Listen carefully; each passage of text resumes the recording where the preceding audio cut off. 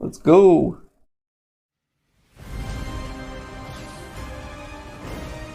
Oh, this louder.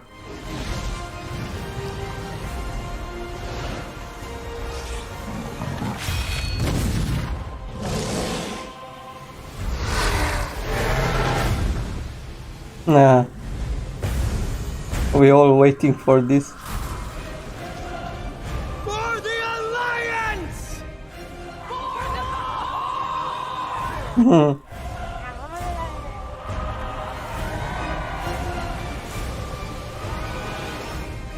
Yeah. They the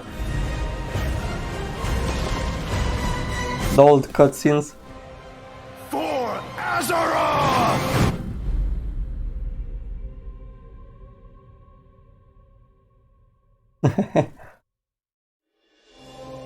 Hi everyone, I'm John Haidt, General Manager for Warcraft, and with me today are my friends Ian Hazacostas, who is the Game Director for World of Warcraft, and Holly Longdale, who leads up the production team for WoW Classic. Yeah, make a better game. Really appreciate you tuning in. I know we're really excited to be able to give you updates on what's happening in World of Warcraft.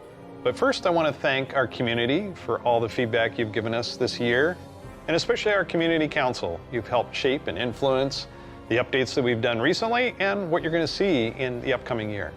I mean, really, for Shadowlands in particular, the story of the last 9 months or so of this expansion is all about the community. And what we've been hearing from them, and us realizing as a team that we just collectively needed to do a better job. Why doesn't disappear the felt hurt. down bar? Oh, now it disappeared. The changes we made in 9.15, but also really re-examining some of the assumptions and foundations of World of Warcraft about things like character investment and mains versus alts, or how catch-up should work, or the appropriate role of friction in our systems. And I think 9.15 represented a step in the direction of letting players have more freedom to play World of Warcraft the way they want to play it. And we really built our Eternity's End content update from the ground up around those principles. What are some of the things that the community said that influenced your decisions for Eternity's End? Things like the method and pacing of acquisition of the Covenant Legendary item, tons of tuning, and I think every step of the way, we were listening to make sure that we were carrying forward those lessons learned in the course of 9.15 into Eternity's End and beyond. So WoW Classic came about because of the community. Yeah, they continue to help guide and support us as Classic evolves. World of Warcraft has always been about the world and the players that inhabit it. And we are in a lot of ways curators and caretakers of that journey and of that experience. And so once this Classic community formed and grew, we had to listen to them. It's this tide of listening to the community and paying attention to what is a good experience for our players now. And where we really saw a sea change. But class is kind of dead. Season of Mastery Realm, which is a season of Fresh Start Classic. And initially we were talking about it like it was going to be like a fresh start. Let's try this experiment in a season. Come on, nobody cares about classic. And then when the community found out about it, we started seeing this upswell. Yeah, the team just took that idea and ran with it and turned, what started out as a small community project into this soul of You got a Warlock on Classic. centerpiece of Season of Mastery. And People are still playing Classic, come on. core mode that we've seen communities built around. Lots of, thrilling victory and painful defeat. 5 hours. I made it 5 hours. Yeah. And it continues, like Burning Crusade Classic. We wanted to balance the Paladin seals between Horde and Alliance, so we made an addition there. We wouldn't have gotten there without the community's input.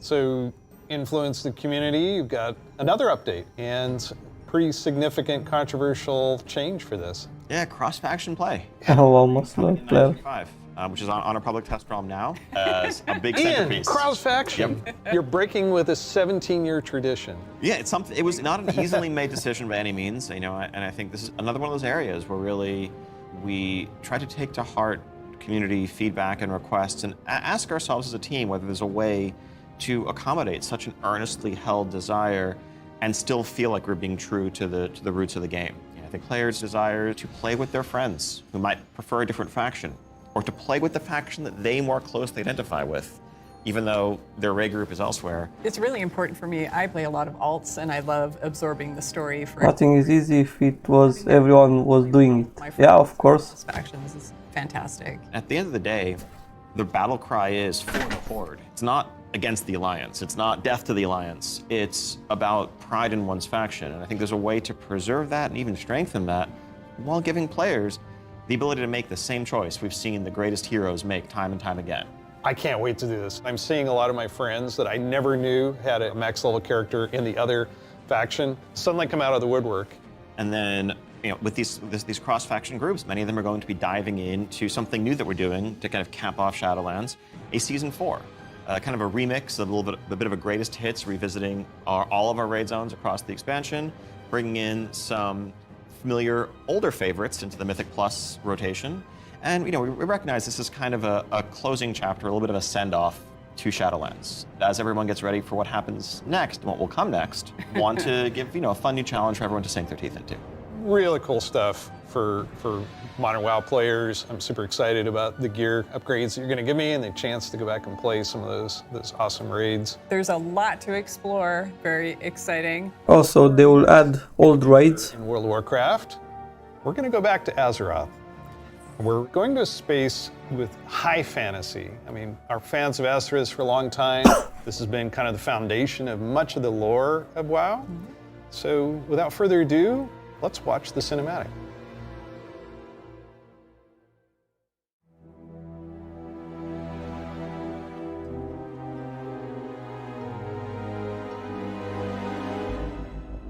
$10,000 years ago.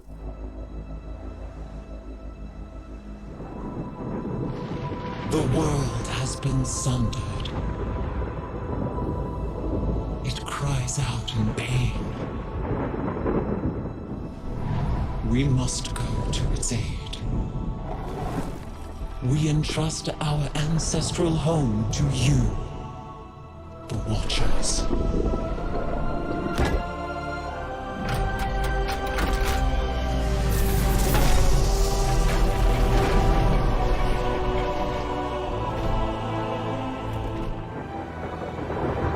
Let the land slumber, hidden even from our own eyes.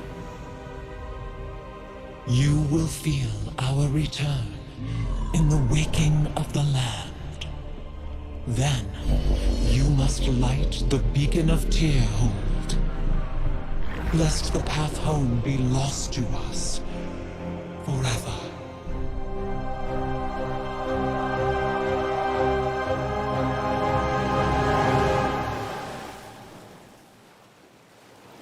So these guys are the Watchers.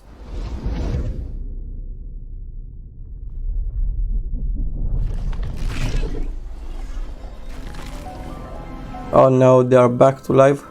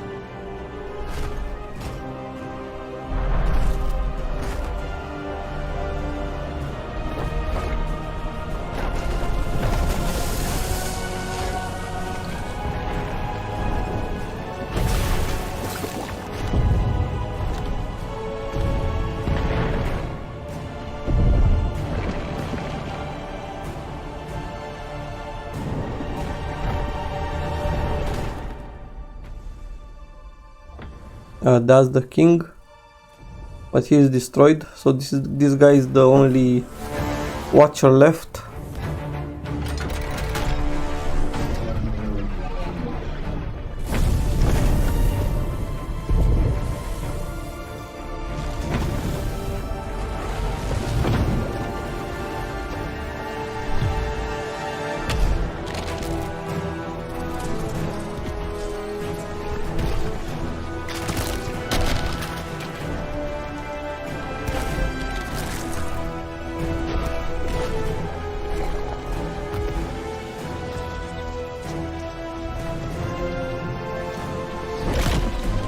Yeah.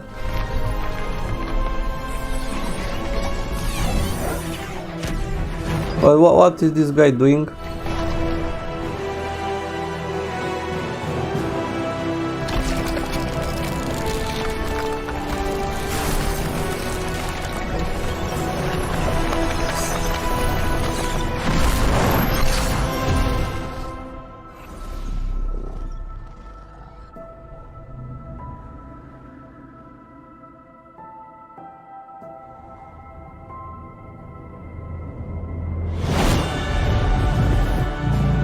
Damn! Dragons!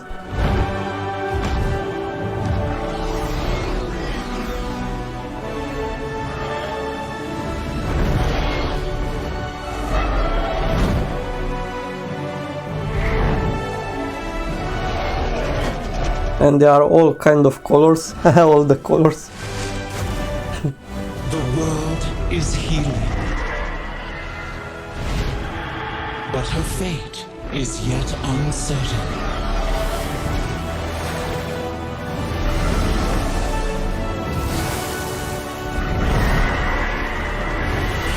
Yeah, the leak was right. We shall be Azeroth's protectors once again. Here, the new age of dragons shall begin.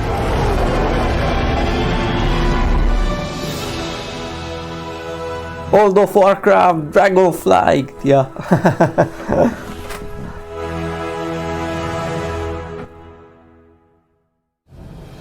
Dragons! Dragons. This is so cool. No one saw it coming. No one saw it coming. Carefully kept secret. But seriously, I mean, what did we just see there? The awakening of the Dragon Isles, the return of dragons, the dawn of a new age. Right, we've seen Rathian searching for his father's legacy, searching for the Dragon Isles. There's a reason why he hasn't been able to find them until now. The beacon going off, is that summoning the dragons? It is removing the concealment that had hidden the Dragon Isles from the world, but also beckoning the dragons back urgently in a time of need.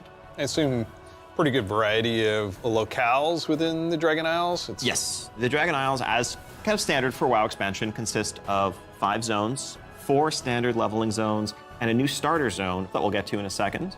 Can you talk a little bit about how the team found ways to thread the dragon aspects throughout the environments? The Dragon Isles are a place that is lush and primal, bursting with elemental energy. As Azeroth herself reawakens, those primal forces are expressed throughout the environment, whether it's magma activity, volcanic activity, whether it's the icy wastes of the Azure Span, and each one of those has a connection to a dragonflight that we've seen before. And it's going to be an amazing place for players to arrive at and explore. All right, you know I'm going to ask. Yes, okay, so Can I be a dragon? let's start getting into some features here and what Dragonflight means for you as well as just a place. So first off, yes, we have an all-new playable race, the Drakthir race. Yeah. This is a draconic race, but dragons in Warcraft have the ability to take on a humanoid form.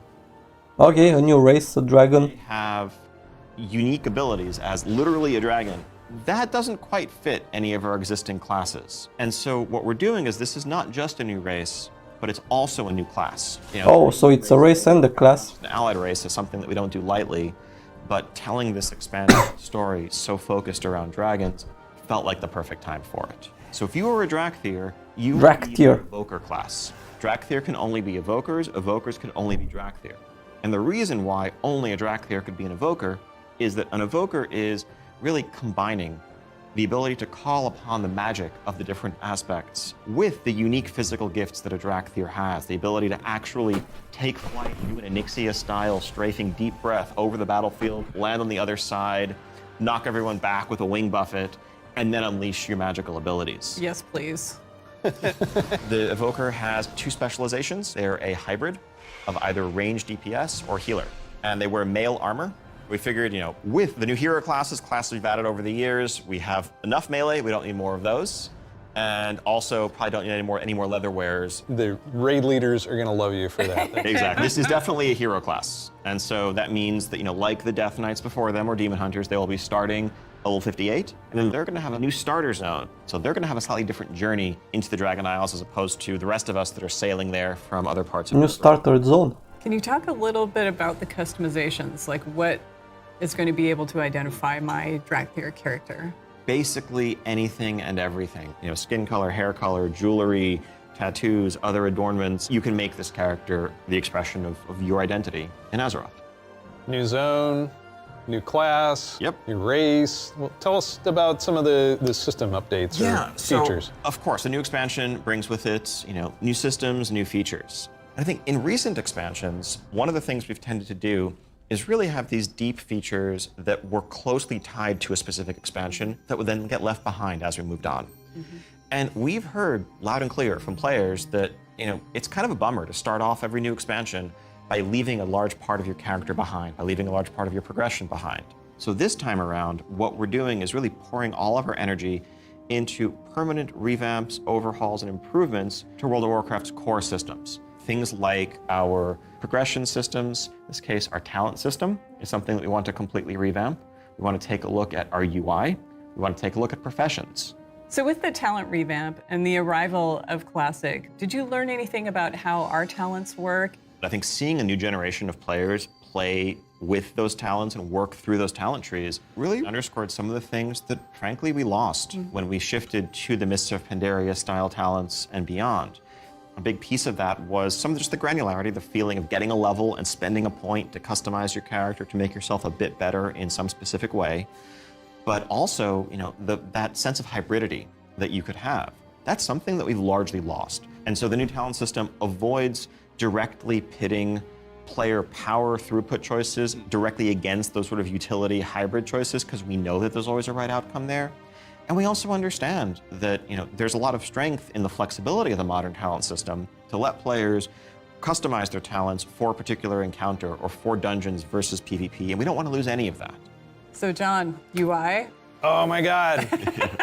Yes, I got this 30-inch monitor trying to keep track of where I am on the map, all my buffs, and over here, what's going on in chat. It has literally made my eyes go like this. So, Yep, you're not alone in that. We've made a lot of incremental changes and additions over the years, but really this is a revamp, this is an overhaul. And so we're excited to really modernize the look and feel while staying true to the origins of World of Warcraft. Now, at the same time, we're not looking to take away the sort of power user customization there. Add-ons are still there if you want them, but we want a much better default out-of-the-box experience for all players, new and old alike. and can I reduce elements, remove elements, if I want to explore the world and see? Oh, look at that, the new UI. When it comes to specific elements, as much as possible, we want to let players choose what to show and what to hide so that they can control it themselves. You mentioned professions. I have a critical question about this. Go on. Can I wear a chef's hat? Yeah, I knew it. Our approach to professions in Dragonflight is really all about delivering on fantasy and identity as a crafter.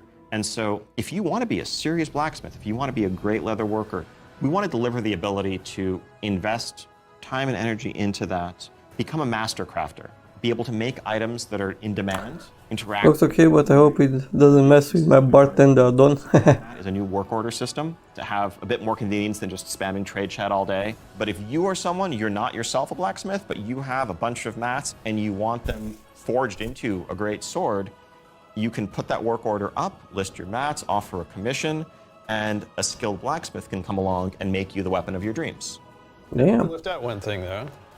You can be a Dracthyr, go to Dragon Isles.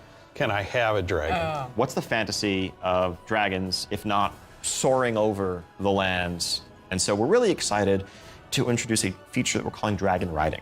It's dynamic with everything from momentum to dive bombs, the ability to just sort of build that speed up and feel the world rushing past you in a way that should be much more exciting than traditional flight that we've made available in the past, but that's also available for players through a customizable dragon mount right from the start. So this is a skill you learn over time, right, to become an awesome dragon rider? Yes, you'll be able to sort of upgrade aspects of your flight, but you will have this new form of flight from the start. And the Dragon Companion that you have is, of course, very thoroughly customizable, which is a new thing for us for mounts. This is not just a generic dragon that everyone has, but a drake that is yours. What do you want its scales to look like, horns, the shape of its head, other attachments, armor pieces, and more. Take your pick. Damn, so you can customize your So the flying dragon. expansion is going to see players leveling to 70, going to the all-new continent of the Dragon Isles. 70. It consists of 5 zones, 4 standard leveling zones, and a new starter zone for our Drakthir class, as well as a range of systems revamps, such as a new talent system, an overhaul and upgrade. Yeah, I think the video is pre-made. Look at professions with more depth than ever before. Also, getting around the Dragon Isles is going to come in the form of dragon riding, which lets you customize and upgrade your own mount so that you can fly, in a sense, from the start. And of course, as with any new expansion, we have a new set of dungeons, a raid, and much more to come. We also have an alpha that will be starting up in the future. Check out our website for more information, and keep an eye out for those opt-in signups if you want to help us test out Dragonflight and give us even more feedback to make it better. We do have a deep dive that follows this, so please stay around.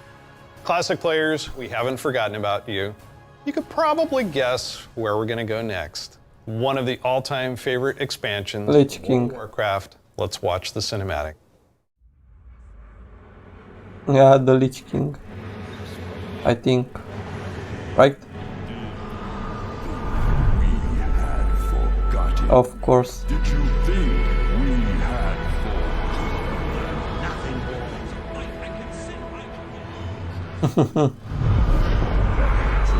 just begun? Not my king yet. Why'd you do this? Argent Crusade comes for you and of your father, of your people, for all the lives you've stolen. My son, the day you were born, the very forests of Lordaeron whispered the name Arthas.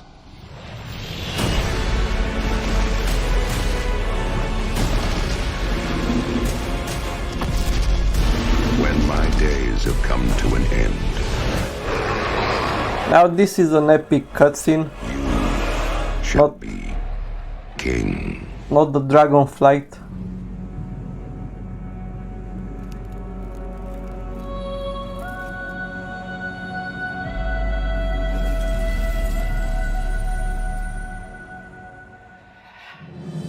It's just incredible, isn't it? Every time I see the cinematic, I get chills. No pun intended, I get chills. As you saw, Wrath of the Lich King Classic is coming this year.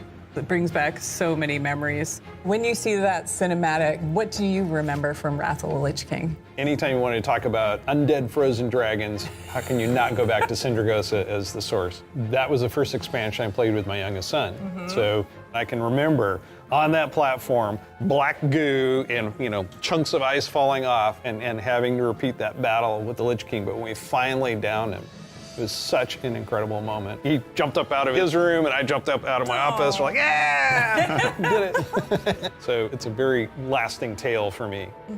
So as you know, with this expansion, you will, in pre-patch, be able to play the Death Knight. They will start at level 55. You don't have to have a high-level character to make a Death Knight, so everyone will be able to make one. We're excited to give players some time before Wrath officially launches to get geared up and ready to jump into Northrend with everybody else. And there are so many zones and areas to explore in Northrend, and I want us to talk about some of our favorites. So for me, Grizzly Hills has a very special place in my heart. The music was some of the best I've experienced in World of Warcraft. I still make my way all the way up to Storm Peaks to try and find the time-lost Protodrake and have yet to get it. I've got to say Dragonblight. The wide open nature of the zone, Wormrest Temple in the center of it, it's an unforgettable expansion as both a developer and a player, and kind of making that transition from one to the other. Now let's talk about some changes. So one thing we looked at is Dungeon Finder, and it feels like how we envision Classic, Dungeon Finder is not a good fit for our community. That was kind of the first step that may have eroded some of that social fabric. Now, as people have gone through the experience of going back to vanilla, rebuilding those groups, relying on each other,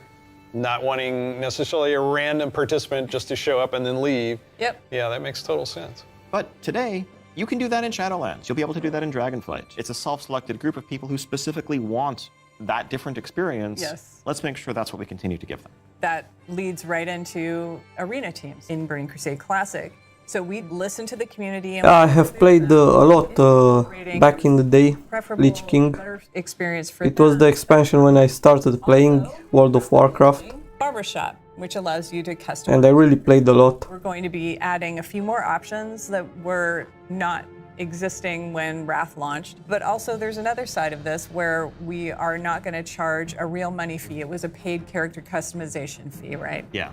It seems the right thing to do that just be available in game for gold, and we add more options to it, right? It's sort of like spell batching in a sense. There's a lot of technical advancements, and it's not about the philosophy of what makes classic classic and what brings people together. It's just what's the better experience, and let's not artificially restrict something that we can provide a better version of just for the sake of nostalgia. And we're happy to say this is one of those cases. So Wrath, the level cap's being increased to level 80, so we'll be introducing a level 70 boost so that players who want to get in with their friends or just explore Northrend right away will be able to do that. You can't apply it to a Death Knight, but you will be able to use it otherwise.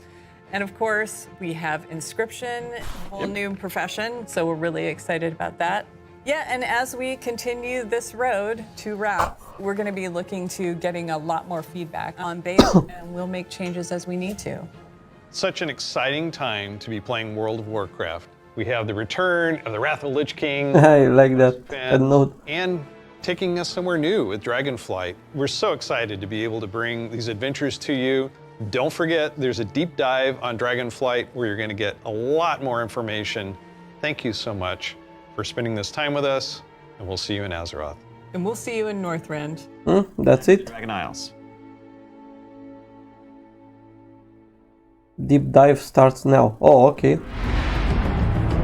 Weaving the story. Hi there. Welcome to the Dragonflight Deep Dive. I'm Steve Denuser. And I'm Taryn Gregory. Starting it off here, we're going to talk about the setting and the story of Dragonflight. We've got this great expansion, exciting pre-render trailer that everyone just watched. So let's talk about the setting for Dragonflight, the Dragon Isles. Dragon Isles have been known for a long time in Warcraft history as a mysterious place where the dragons came from long ago, but we never knew much more than that. We're going to this place that is kind of the broodlands of all the Dragonflights, the place where they nested, where they built their civilization. The Dragon Isles was the center of the Dragon's kingdom when the world was young and the mortal races were just starting to form kingdoms of their own.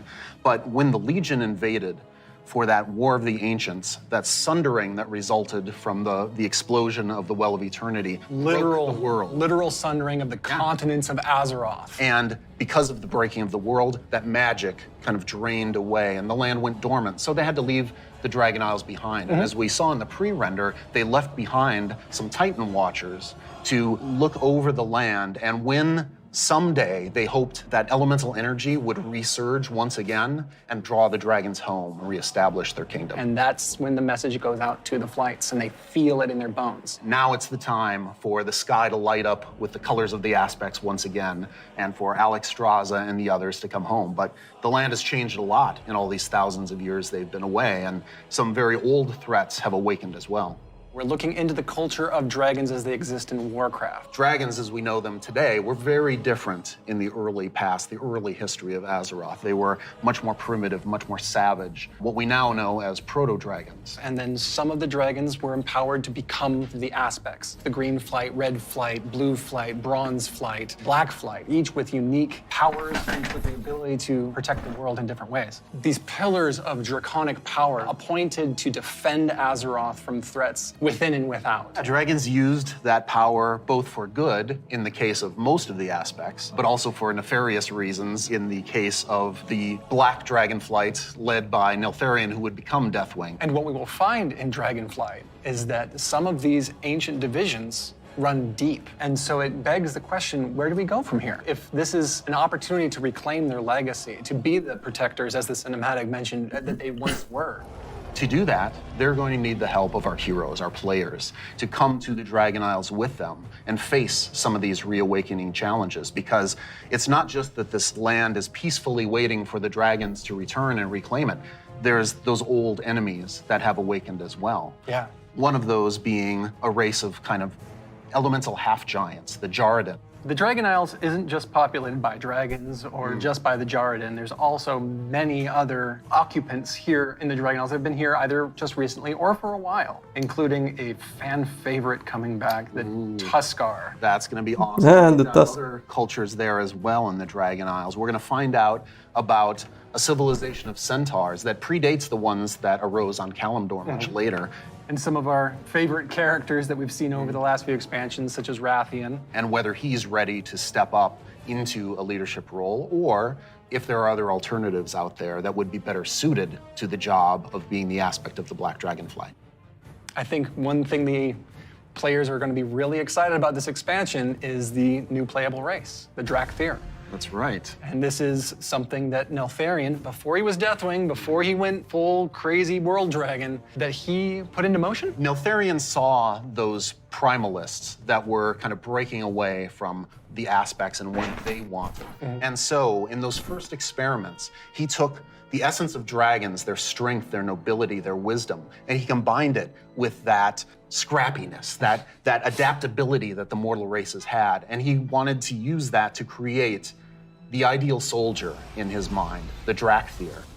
Exploration is really one of the key themes of this expansion. We're going to be going to this ancient place that the dragons left behind long ago. So we've made these huge zones with all kinds of places to delve into and find little treasures and little secrets tucked away. It's going to be a lot of fun for players to be exploring these landscapes. And there's so much architectural history and how clearly aspirational was the kingdom of the dragons and how it lost so much. And the themes of trying to return to that, to try to find your legacy, to try to figure out who you were before everything went awry.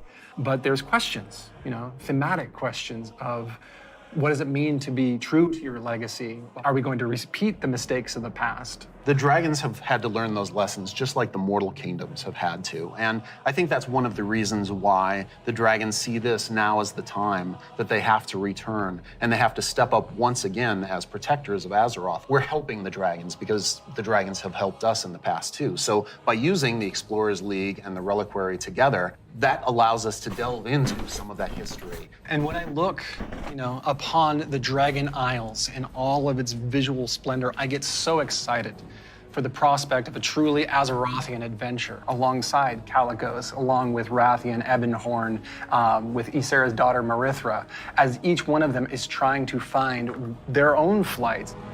I am taken by the exploration and the potential for adventure and just new horizons within this world. There's going to be old stories from that time past, that history that only the dragons knew for the longest time. We're going to be able to explore that. It really feels like just a breath of fresh air.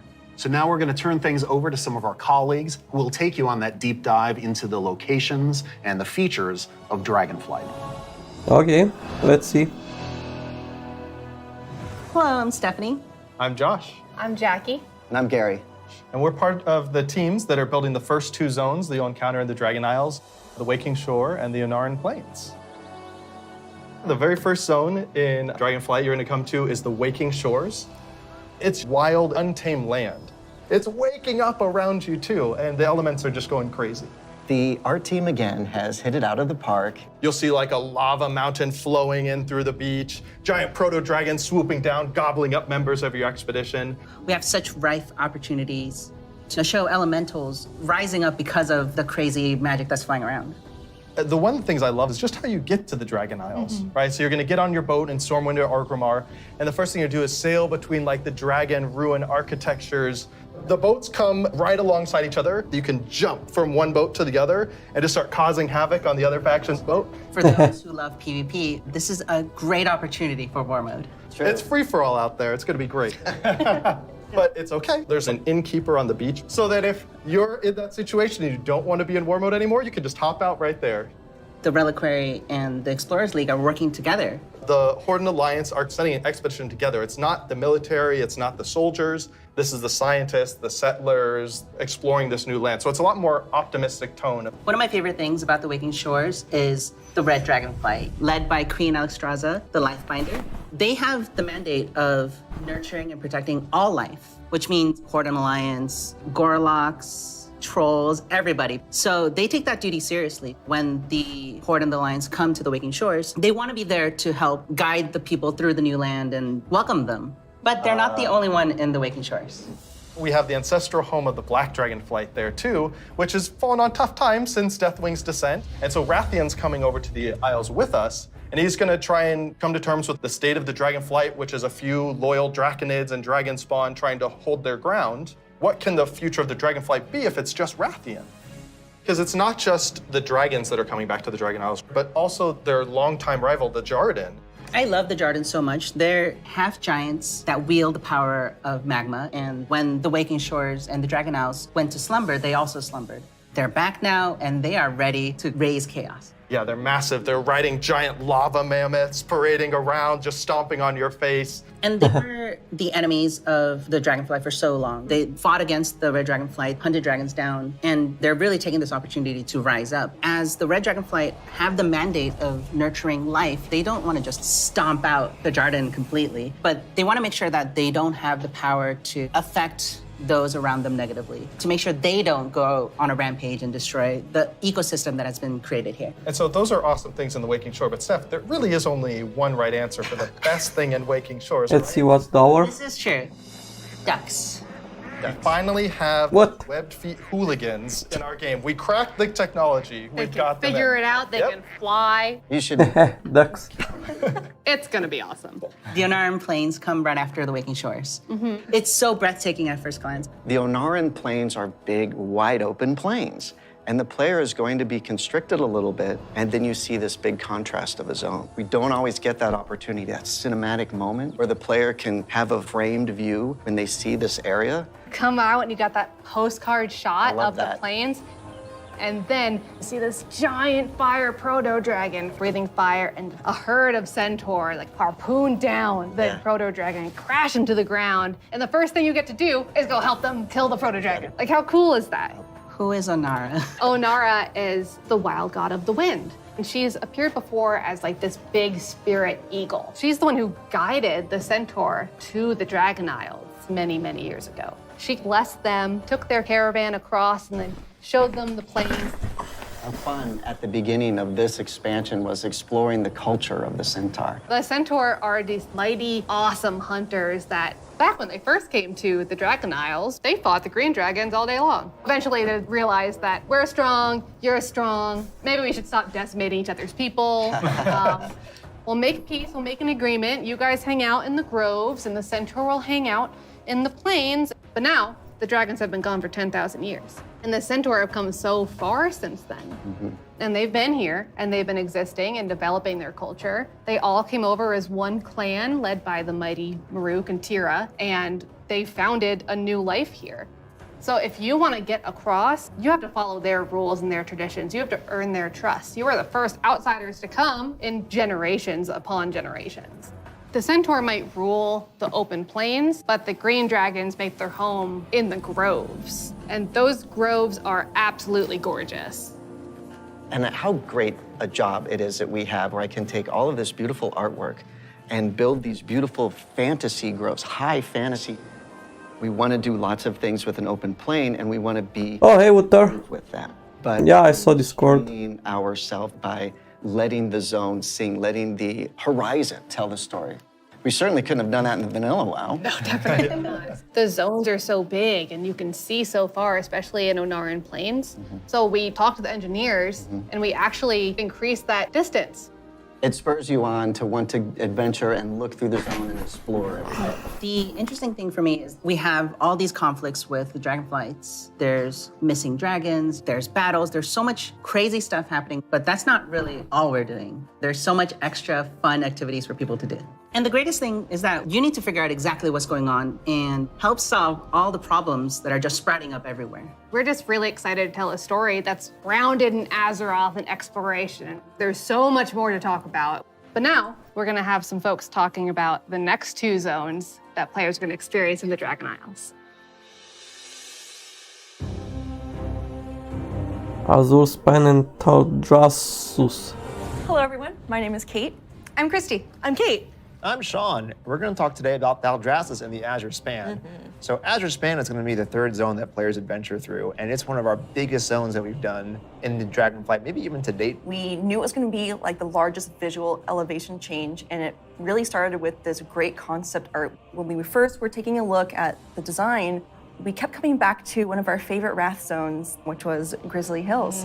And we really wanted to take that, but wowify it more. And I don't know if you've ever been up to the Bay Area, but in the morning, that coastal fog comes in and dips down into the redwoods and that sun shines through. That's really what we wanted to encapsulate with this forest. And not only we have redwoods, but we've got all different types of trees. Eventually, it'll break open into this wide open tundra that's just golden and red, and you'll reach up to another level of elevation where you get to see the snow. The majority of the zone is covered in snow and ice. We have giant frozen waterfalls, ice rivers as far as the eye can see. And Sean, I know in the forest, we can expect our first creatures. We have a small group that lives there called the Gnolls. These gnolls are all throughout the forest and Azure Span. They've made this their home. Some gnolls with strange magic that we're going to find out what exactly that's about. Snow gnolls, or as I call them, the snolls, up in the winter area. And then some regular gnolls that are just going to be around the forest area. So then we go into the big open tundra where we meet our second group, the Tuskar. It's going to be really neat to explore their culture a lot more. And those kids are adorable. I absolutely love the Tuskar. Honestly, all my downtime's probably just me hanging out with the Tuskar. So it's been a little while since we've seen them. We remember the Tuskar from Wrath of the Lich King. They're also getting a nice, cool up-res. Yeah, so this map looks culture, so like Lich King map. Tuskar, female Tuskar, Tuskar kids. So we're gonna fight alongside them, which includes help from a certain group of dragons, the blue dragons. We're gonna follow the story of Caligos, our blue dragon buddy from the Kirin Tor, and he's gonna be adventuring into Sindragos's archives. It's a giant zone. There's a lot of surprises. When we're done there, we head over to Valdrassus. Valdrassus. It's really incredible because you will be going through some of the previous zones and seeing a lot of ruins for the dragon buildings. But when you get to Valdrassus, everything is perfectly intact. It's beautiful. It's pristine. It is the seat of power for all 5 dragonflights and home of the dragons. It feels that way with the huge vertical mountains. We've got these great cave systems where you may end up finding little dragon hordes. My favorite Dragonflight right now is the Bronze. They've got a really cool area in Valdrassus, and their magic is time. Oh, hey, this is Happy Taco Tuesday, and have a great stream. Thank you very much. And we have a Thanks for passing by. for players. It's gonna be a lot of fun. And thanks for the cheering. I wanted it to feel like their old stomping grounds. One of the really cool features is going to be the main city and player hub for this expansion, Valdrakken. It is a culmination of all of the dragon's efforts to put together what a city would look like. So we ended up having a bunch of really fun small vignettes where you can see that the blue Dragonflight is hosting a public thanks, same to you. and the red and green Dragonflights both have their own separate gardens. We'll also have some convenient services for players, including an auction house in the city, which will be really nice if you're looking for more exotic wares. The thing that really sold me on Valdrassus was the initial concept art we got of Tierhold. Oh, yeah. Wow. And this is a 10,000-year-old Titan technological marvel. Tierhold has these awesome aqueducts that actually come out from the structure all the way to the city across the valley. And in the cinematic, there's just this amazing shot where you see Alexstrasza swoop under one of them, and there's splashes of water cresting across her wings. So when players are flying around themselves, they get to have their Alexstrasza moment. What an incredible place and filled with so much history. Tierhold was built by Tyr. He was a Titan Keeper back in the day who helped the Aspects fight Galakrond. And when they settled on the Dragon Isles, he built this facility. And even though Tyr's gone, the dragons have held him in reverence. But that was 10,000 years ago, and they've let the Titans maintain the place. An incredible amount of history has happened since then. Flights have been nearly wiped out. There have been invasions, betrayals. Aspects have died. And these are the kind of things that leave marks on a society. So now they're all back here, and they're all here together. As we were designing the zone and the city itself, we're trying to figure out, how do we tell those stories at the same time as making sure that this is a really convenient place for players to go and, go shopping, as they tend to do. So much adventuring happening on the Dragon Isles. It's so cool. As a player, you probably don't have your own dragon wings. You are going to learn the art of dragon riding. It's so vertical, and I'm just excited to like dive off the tops of towers and swoop under things. It's actually one of the things that we're about to learn about next. Draktyr Evoker. Hi, I'm Jake. I'm Andy. I'm Kali. And I'm Graham. And I'm really excited to talk to you guys today about the Draktyr Evoker, our new race and class coming in Dragonflight. We're here to talk about not only the Evoker, but also dragon riding, which is our exciting expression into the exploration of the Dragon Isles. We knew with a dragon-themed expansion, we wanted to let you play a dragon. Not a big dragon, Alexstrasza size. That'd be tough to fit into raids. I'm sorry, Jake. Okay. I know. Fine.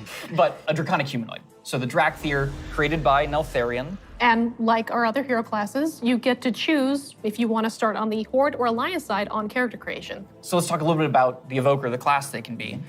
What's unique about it is because the Draktyr are created by an aspect, they have the ability to wield the magic of all 5 Dragonflights. So Evokers can take advantage of red magic and blue magic and bronze magic. Damn. To show that, we created a visual, what we call a prismatic effect. This prismatic effect is basically the coalescence of all their energy as they channel it into whatever spell that they're going to cast. You have a red magic spell called Pyre. So when you shoot it out of your mouth, it twirls in the air with all 5 of the Dragonflight's magic as it turns into the red spell before landing on your enemies and exploding and hopefully burning them. I'll take that one. Getting that vibe across that they use all 5 was really important to us, but we did want to make sure that each specialization focused on 2, because casting 5 different colors gets a bit messy. So their damage dealer specialization, their first of 2, Devastation, mostly focuses on red and blue magic. Red being very fast and explosive, burning everything with Pyre, whereas blue is more focused and overwhelming. You can shoot a beam of energy out of your mouth to disintegrate one single enemy in front of you. There's a healer spec called Preservation. The healer spec is going to focus mostly on your green and your bronze magic. So your green is going to be evocative of the Emerald Dream, your growth and your nurturing spells.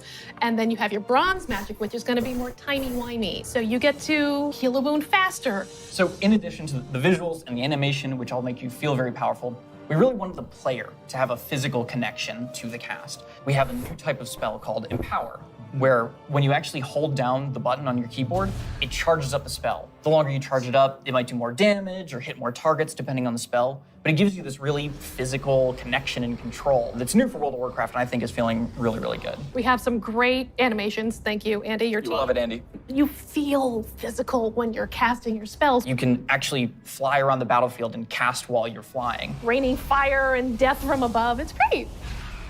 In addition to the gameplay, though, another part of feeling draconic is looking like a dragon. Well, we talk about dragons breathing fire, but you know what's actually fire? What's actually These fire? customizations. Oh my goodness. But no, they're really, really They're cool. awesome. Because you have both your draconic form and your humanoid form. And the customization options for both of them are amazing. They're very good. What about color? Just tell me. Tell us about the change color. You can do a lot of matching. So your visage form can have scales that are the same color as your Draktyr form. But my favorite, super favorite part of customization for the visage form, hair. Oh, yeah. Because I can actually do this in game. The tech is here. As players make their way through each of the areas of the Dragon Isles, they'll partner up with the Dragonflights to move through the air as they've never done before. You'll notice I did not say flying, because flight has a very specific meaning for World of Warcraft. Yeah, it does. And we're talking about something new called dragon riding. And as the players are honing their dragon riding skills, they're going to get to see all new animations that go along with the different look and feel of the drakes. We're aiming to shake up movement with this new system, providing players with a deeper immersion with forces like momentum and gravity. We knew that for Dragonflight, we were going to have the opportunity to show players a whole new set of Dragon Isle drakes, completely unique from all the other things they've seen in World of Warcraft. And so we wanted to come up with a movement system that would add that sense of physics, weight, and gravity, like you were mentioning. We knew it was going to take a huge team effort, not just animation, but it was going to take effects. It was going to take the engineering team, who we rely on heavily, and that combined with some new animations really helps to lend that feeling of physics as you move through the air in ways that you haven't before. And the icing on the cake is going to be some really cool effects that we've added on top of all of that. So for example, when you start hitting maximum velocity, you're going to see contrails coming off the edges of the wings. And then as you do your rolls and spirals, you build up more and more speed. There's going to be some screen effects on the display to indicate that you're reaching maximum velocity, which really adds this looks pretty cool. immersion and sense of reality. As players make their way through the Dragon Isles, they'll discover new cosmetic options to fine-tune their Dragon Isle Drake's appearances. Things like snoots, horns, tails, elusive Dragon Isle Drake armor, and more. Can I have spikes? Definitely. Okay. We want to provide players with all new skills to play with, as those who can use their momentum well can reach higher and higher heights. I cannot find my spot in the chair. More difficult challenges. We just have so many new gorgeous options to choose from, and I'm just so excited for all of them. I'm excited for the whole thing. I mean, it's been a lot of fun to work on, but I can't wait to actually get in the game, play it with you guys. I can't wait. I can't wait to fly around Dragon Isles. This is gonna be great. Next up, you're going to hear about the talent revamp and the UI changes coming in Dragonflight.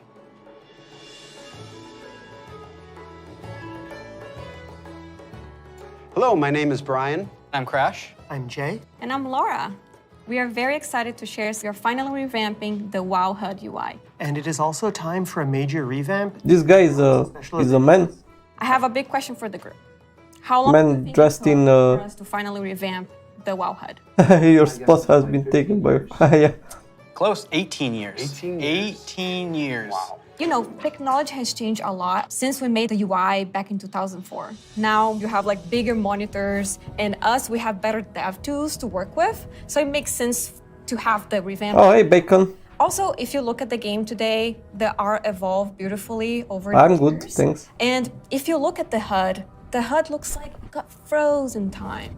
So when we approached this, we wanted to create a layout experience that players could customize, move things around, adjust it to fit their needs. Add-ons today, they do a lot for player customization. The downside is that not everybody uses them. It's about time that everybody has the opportunity to use them, that they become a part of the base UI. Yeah, and we are working very closely with our user research team to make sure we are hitting the goals that our player needs. It allowed us to add new functionality, to improve accessibility in a lot of areas, and on top of that, we are going to be improving the art. Yeah, so the art update, it's a big part of this project. The UI that we have today has a lot of charm and personality, and players have been using that for 18 years. So with that in mind, we want to respect the players who really like the current UI, but do a more than take to it, removing the clutter and giving more visibility for your gameplay. So the new minimap, it looks bigger, and the health bar is also much bigger. If you look at the action bars and the bottom menus,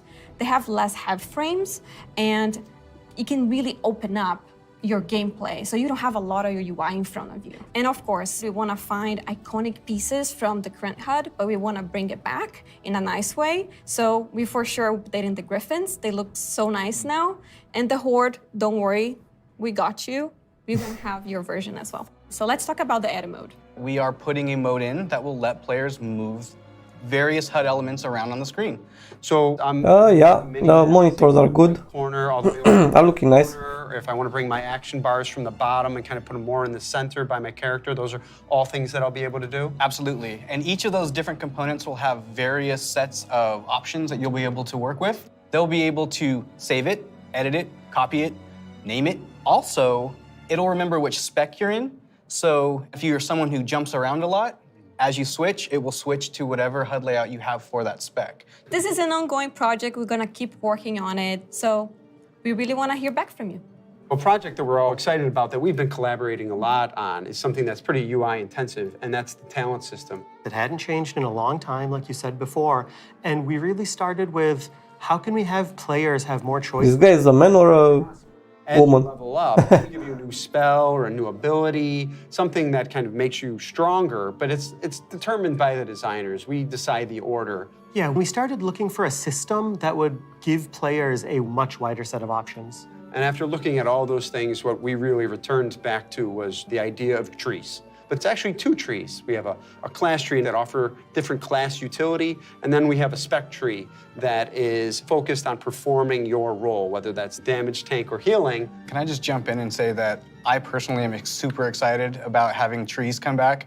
There's a big nostalgia hit for me. As we said, we have these two trees because we feel like Picking a specialization is a really important part of your World of Warcraft character now. And so we want to make sure that when you choose that, it kind of affects the tree in some way.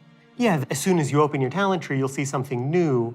The class side will have some abilities filled out for free, just kind of starting you off in that spec you've chosen, but then you'll have your first point to spend in the class tree, which could be something related to that spec or role, or it could be something from elsewhere in the class. There's a lot of things that we can do here, and part of that is encouraging players to perhaps make combinations that they've never really been able to see in the game before. This is an opportunity to put a lot more art and fantasy in the actual talent UI itself. You have seen that a lot through most recent expansions, but not the base UI. We want you to be able to tinker with it. You know, we want you to be able to make a lot of changes at a lot of times and not necessarily have to commit. The power really is coming back to the player.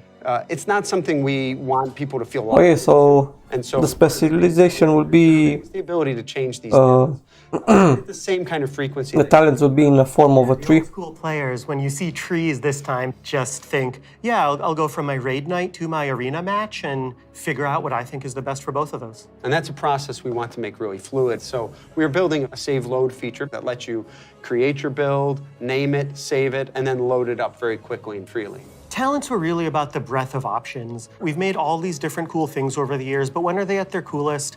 It's when players can hold the building blocks of what can make up their class, their spec, and put them together in a way that works for them. So these are really cool features that we've been working long and hard on, and we're very excited about them. And it's just an early preview of the things we've been doing. We can't wait to see the reaction that you have to them, and please reach out to us and let us know your thoughts on them.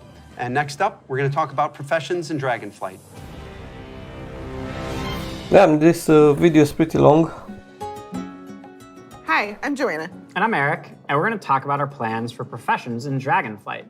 Professions have been a staple of World of Warcraft forever, and they've seen lots of really cool incremental updates over their life. But for Dragonflight, we want to do something a bit different. We really want to rethink professions and figure out how to make them part of your identity as a player, if that's what you want. We really want to make sure that professions feel fun and relevant across all levels of gameplay. That brings us to our first update, something that we're calling crafting orders.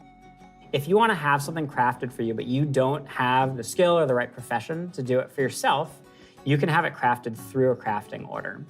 You can basically browse any of the recipes that can be crafted, pick the one you want for yourself, and then you include some or all of the reagents needed for the recipe, including ones that only you can get your hands on. You can find someone in person to do it right in front of you for you.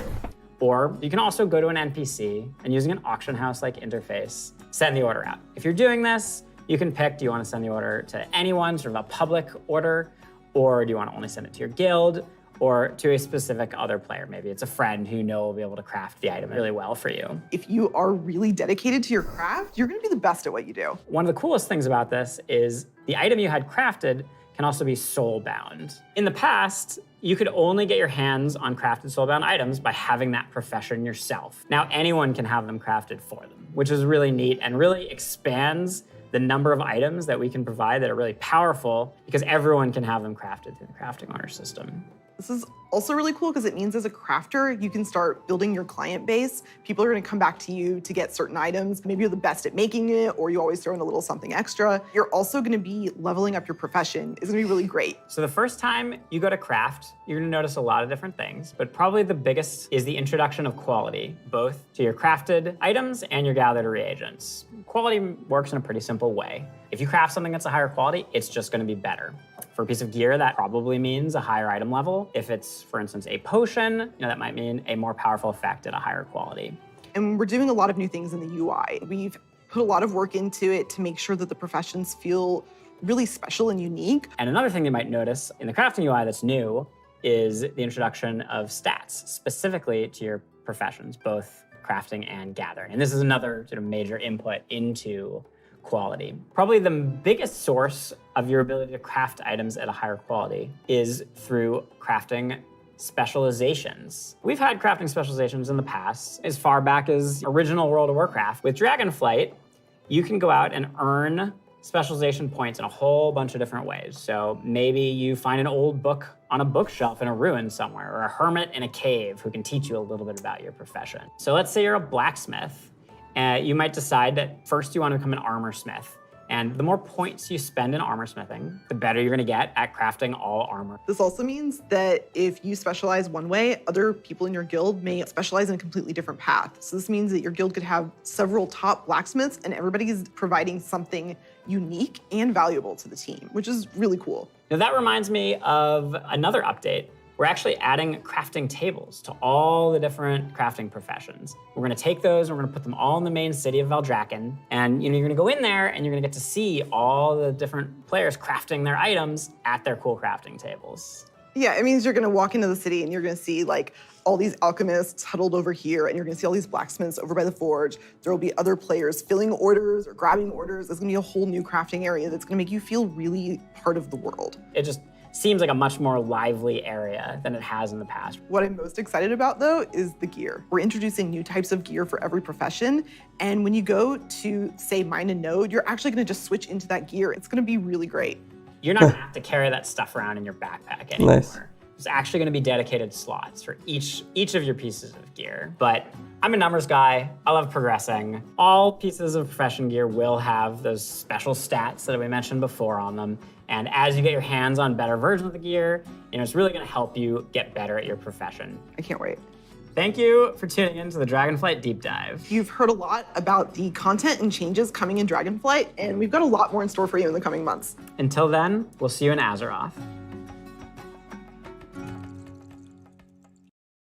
So yeah, this is it, guys.